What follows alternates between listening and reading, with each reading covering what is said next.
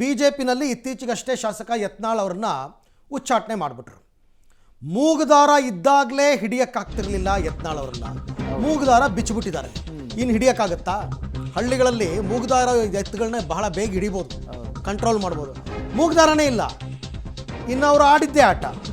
ಯತ್ನಾಳ್ ಉಚ್ಚಾಟನೆ ನಂತರವೂ ಕೂಡ ಮಾತಿನ ವರಸೆ ನಿಲ್ತಾ ಇಲ್ಲ. ಹೊಸ ಪಕ್ಷದ ಮಾತಿನ ನಡುವೆ ವಿಜಯೇಂದ್ರಗೆ ತಾಕತ್ತಿನ ಸವಾಲು ಹಾಕಿದಾರಂತೆ. ನೀನು ರಾಜೀನಾಮೆ ಕೊಡು, ನಾನು ಕೊಡ್ತೀನಿ, ನಾನು ಕೇವಲ ಭಗವದ್ಧ್ವಜದ ಮೇಲೆ ಗೆಲ್ತೀನಿ, ಮುಸ್ಲಿಮರ ವೋಟ್ ನನಗೆ ಬೇಡ, ವಿಜಯೇಂದ್ರ ನಿಂಗೆ ತಾಕತ್ತಿದೆಯಾ, ನಿಲ್ಲೋಣ ಬನ್ನಿ ಇಬ್ಬರು ಎಲೆಕ್ಷನ್. ಯಾಕೆ ಬರಬೇಕು ಅವರು? ವೈ? ಹಾಗೆ ನೋಡೋಕ್ಕೋದ್ರೆ ವಿಜಯಪುರದಲ್ಲಿ ತಾನೇ ಗೆಲ್ಲೋದು ಯತ್ನಾಳ್ ಅವರು. ವಿಜಯಪುರ ಅವ್ರ ಕ್ಷೇತ್ರನೇ ಅಲ್ಲ, ಅವರ ಕ್ಷೇತ್ರ ಇರ್ತಕ್ಕಂಥದ್ದು ಬಬಲೇಶ್ವರದಲ್ಲಿ ಎಂ ಬಿ ಪಾಟೀಲ್ ಅವರು ತುಂಬ ಸ್ಟ್ರಾಂಗ್ ಇದ್ದಾರೆ. ಅಲ್ಲಿ ಗೆಲ್ಲಕ್ಕಾಗಲ್ಲ ಅಂತ ವಿಜಯಪುರಕ್ಕೆ ಬರೋದು ಇವರು, ಅಲ್ಲಿ ಬಂದು ಗೆಲ್ತೀನಿ ಅಂತ ಅಂದ್ಬಿಟ್ಟು. ನೀವೇ ಕ್ಷೇತ್ರ ಬಿಟ್ಟು ಇನ್ನೊಂದು ಕ್ಷೇತ್ರಕ್ಕೆ ಹೋದವರು ಬೇರೆಯವ್ರಿಗೆ ಹೆಂಗೆ ಸವಾಲು ಆಗ್ತೀರಾ ನೀವು? ಜೋಶಿ ಬೆಲ್ಲದ ಶೆಟ್ಟರ್ ಸೋಲಿಸಲು ಬಿಎಸ್ವೈ ಚೇಲಾರನ್ನ ಕಾಂಗ್ರೆಸ್ಗೆ ಕಳುಹಿಸಿದ್ರು. ವೀರಶೈವ ಹೆಸರು ಹೇಳಿಕೊಂಡು ಬ್ಲಾಕ್ ಮೇಲ್ ಮಾಡಿ ದೊಡ್ಡ ವ್ಯಕ್ತಿಯಾಗಿದ್ದಾರೆ. ಬಿಎಸ್ವೈ ಮಾಡಿದ ಭ್ರಷ್ಟಾಚಾರದಿಂದ ಸಿಎಂ ಸ್ಥಾನದಿಂದ ಕೆಳಗಿಳಿಸಿದ್ರು.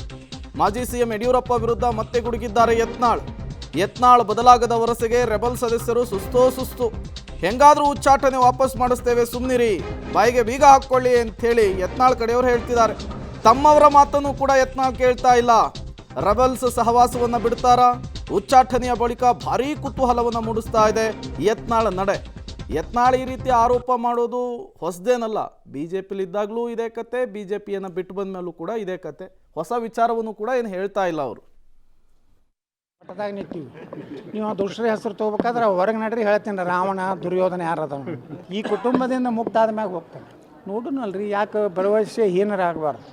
ರಾಜಕಾರಣದಾಗ ದೇವರಾಜ ಅರಸರ ಫ್ಯಾಮ್ಲಿ ಎಲ್ಲಿ ಐತ್ರಿ, ಎಸ್.ಎಂ. ಕೃಷ್ಣವ್ರ ಫ್ಯಾಮ್ಲಿ ಎಲ್ಲಿ ಐತಿ, ಜೆ.ಎಚ್. ಪಟೇಲ್ ಫ್ಯಾಮ್ಲಿ ಎಲ್ಲಿ ಐತಿ ನನಗೆ ಹೇಳ್ರಿ. ವೀರೇಂದ್ರ ಪಾಳ್ರ ಫ್ಯಾಮ್ಲಿ ಎಲ್ಲಿ ಐತಿ, ನಿಜಲಿಂಗಪ್ಪನವ್ರ ಫ್ಯಾಮ್ಲಿ ಎಲ್ಲಿ ಐತಿ. ಹೋಗೋದೇ ಒಂದು ದಿವಸ, ಇದು ಯಾವುದೂ ಶಾಶ್ವತ ಅಲ್ಲ. ಯಾವುದೇ ಒಂದು ಪಕ್ಷ ಒಂದು ಕುಟುಂಬಕ್ಕೆ ಕೊಡಬಾರ್ದು. ಮೊದಲು ವಿಜಯೇಂದ್ರ ರಾಜೀನಾಮೆ ಕೊಡತ್ತೇಳ್ರಿ. ಯಾಕಂದ್ರೆ ಡಿ ಕೆ ಶಿವಕುಮಾರ್ ಹೇಳ್ಯಾನ, ನಮ್ಮ ಭಿಕ್ಷೆಯಿಂದ ನೀವು ಹಾಗೆ ಹೇಳ್ಯಾರಿಲ್ಲ, ನೀವು ಮಾಧ್ಯಮದವ್ರು ಹೇಳ್ರಿ ಏನಂತ ಹೇಳ್ಯಾರಿ, ನಮ್ಮ ಭಿಕ್ಷೆಯಿಂದ ನೀ ಎಮ್ ಎಲ್ ಎ ಆಗ್ಯಪ್ಪ, ವಿಧಾನಸಭಾ ಕಟ್ಟಿ ಹತ್ತಿದ್ದೆ, ನಾವು ಏನಾರ ನಾಗರಾಜಗೌಡ ಕೊಟ್ಟಿದ್ರೆ ನೀನು 30,000 ಲಗ ಹೊಡಿತಿದ್ದೆ ಅಂತ ಹೇಳಿದ್ದ. ಮೊದಲು ವಿಜಯೇಂದ್ರ ರಾಜೀನಾಮೆ ಕೊಡಲಿ, ನಾನು ರಾಜೀನಾಮೆ ಕೊಡ್ತೀನಿ, ಇಬ್ಬರು ಇಲೆಕ್ಷನ್ ಮಾಡೋಣ. ಮತ್ತಷ್ಟು ಡೀಟೇಲ್ಸನ್ನು ಕೊಡ್ತಾರೆ ನಮ್ಮ ಪ್ರತಿನಿಧಿ ಮಸೂದ್, ನೇರ ಸಂಪರ್ಕದಲ್ಲಿ ಜಾಯ್ನ್ ಆಗಿದ್ದಾರೆ.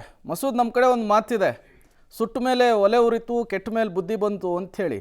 ಬಟ್ ಈ ಮಾತು ಯತ್ನಾಳ್ ವಿಚಾರದಲ್ಲಿ ಪದೇ ಪದೇ ಸುಳ್ಳಾಗ್ತಾ ಇದೆ. ಮೂರು ಬಾರಿ ಉಚ್ಚಾಟನೆ ಆದರೂ ಕೂಡ ಯತ್ನಾಳ್ ತಮ್ಮ ಬಾಯಿಗೆ ಲಗಾಮ್ ಹಾಕೊಳ್ಳುವಂತಹ ಕೆಲಸ ಮಾಡ್ತಾ ಇಲ್ಲ. ಏನು ಹೇಳ್ತಾ ಇದೆ ಯತ್ನಾಳ್ ಕತೆ? ಯತ್ನಾಳನ್ನು ವಾಪಸ್ ಬಿಜೆಪಿ ಕರೆತರಬೇಕು ಅಂಥೇಳಿ ಒಂದು ದೊಡ್ಡ ಪ್ಲಾನನ್ನು ಮಾಡ್ಕೊಳ್ತಾ ಇದ್ದಾರೆ, ಪ್ರಯತ್ನ ಮಾಡ್ತಾ ಇರುವಂಥವರ ಕಥೆ ಏನು ಮಸೂದ್? ಪ್ರೇಮ್, ಕೆಟ್ಟ ಮೇಲೆ ಬುದ್ಧಿ ಬಂತು ಅನ್ನುವಂಥ ಮಾತು ಯತ್ನಾಳ್ ಅವರಿಗೆ ಖಂಡಿತವಾಗಿಯೂ ಕೂಡ ಅನ್ವಯ ಆಗಲ್ಲ. ಯಾಕಂದರೆ ಅವರ ತಂಡದ ಎಲ್ಲ ಸದಸ್ಯರು ಕೂಡ ಅವ್ರನ್ನ ವಾಪಸ್ ಪಕ್ಷಕ್ಕೆ ಕರ್ಕೊಂಡು ಬರಬೇಕು ಅನ್ನುವಂಥ ನಿಟ್ಟಿನಲ್ಲಿ ಶತ ಪ್ರಯತ್ನ ಮಾಡ್ತಾ ಇದ್ದಾರೆ.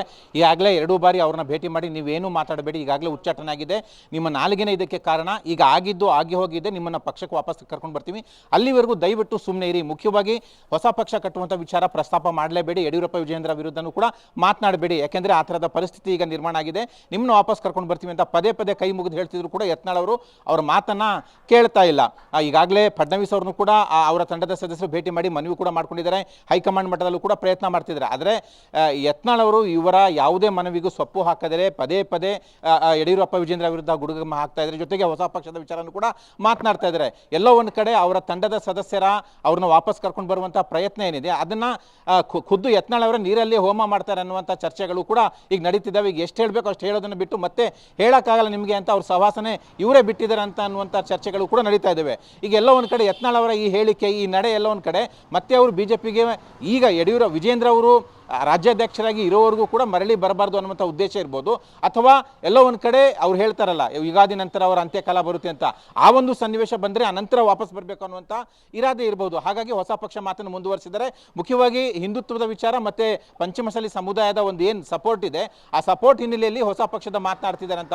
ಹಾಗಾಗಿ ತಮ್ಮ ತಂಡದ ಸದಸ್ಯರ ಮಾತನ್ನು ಅವ್ರು ಕೇಳ್ತಾ ಇಲ್ಲ, ಎಲ್ಲಿವರೆಗೆ ಇದು ಹೋಗುತ್ತೆ ಅಂತಲೂ ಕೂಡ ಕಾದು ನೋಡಬೇಕು. ಹೀಗೆ ಮಾತನ್ನು ಮುಂದುವರಿಸಿದರೆ ಖಂಡಿತವಾಗಿಯೂ ಕೂಡ ಅವರು ವಾಪಸ್ ಬರುವಂತಹ ಏನು ಅವಕಾಶಗಳು ಬಾಗಿಲುಗಳಿದ್ದಾವೆ ಅವು ಕೂಡ ಬಂದ್ ಆಗ್ತವೆ ಅನ್ನುವಂಥ ಚರ್ಚೆಗಳು ಕೂಡ ಬಿಜೆಪಿ ವಲಯದಲ್ಲಿ ಕೇಳಿ ಬರ್ತಾ ಇದೆ. ಪ್ರೇಮ್. ಯತ್ನಾಳ್ ಹೇಳ್ತಾರೆ ವಿಜೇಂದ್ರ ಅವರಿಂದ ಮುಕ್ತವಾದ ಮೇಲೆ, ಯಡಿಯೂರಪ್ಪನವರಿಂದ ಮುಕ್ತವಾದ ಮೇಲೆ ನಾನು ಹೋಗ್ತೀನಿ ಪಕ್ಷಕ್ಕೆ ಅಂತ.